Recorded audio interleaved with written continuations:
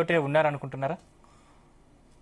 అవునండి, డెఫినెట్ గా. ఎందుకంటే అక్కడ దగ్గర దగ్గర చాలా నెంబర్ ఆఫ్ సీట్స్ వచ్చాయి. Almost 29 seats out of with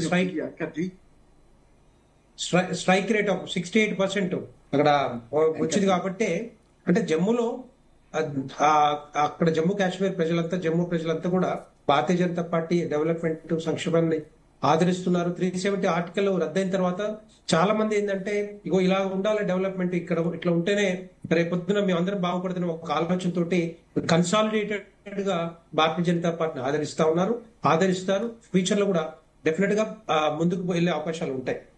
అట్లాగే ఆ కాంగ్రెస్ పార్టీ అక్కడ పాకిస్తాన్ ఇష్యూ తీసుకొచ్చినా కూడా, లేకపోతే ఎల్ఓసి ఇష్యూ తీసుకొచ్చినా కూడా, మతపరంగా ప్రజల్ని డివైడ్ చేసినా కూడా కొంత వాళ్ళకి లబ్ధి ఏం కనపట్లేదు.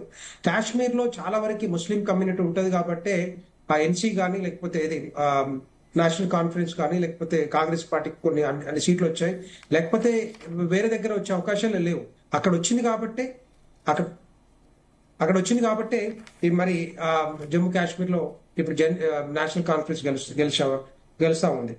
సో అట్లా చెప్పాలంటే అక్కడ కొంత మతపరంగా కొంత డివిజన్ వచ్చింది కాబట్టి మరి ఏ విధంగా భారతీయ జనతా పార్టీ కొన్ని సీట్లు తగ్గొచ్చు కానీ, బట్ అదర్వైజ్ రేపొద్దున రేపు ఫ్యూచర్ లో ఎప్పుడైనా కూడా భారతీయ జనతా పార్టీ గెలిచే అవకాశాలు ఉంటాయి. సొంతంగా మెజార్టీ సాధించడం అనేది చాలా గ్రేట్. ఎందుకంటే 29 seats first time in Jammu Kashmir రాష్ట్రంలోనే ఫస్ట్ టైం జరుగుతూ ఉంది కాబట్టి, ఫస్ట్ టైం వచ్చినాయి కాబట్టి.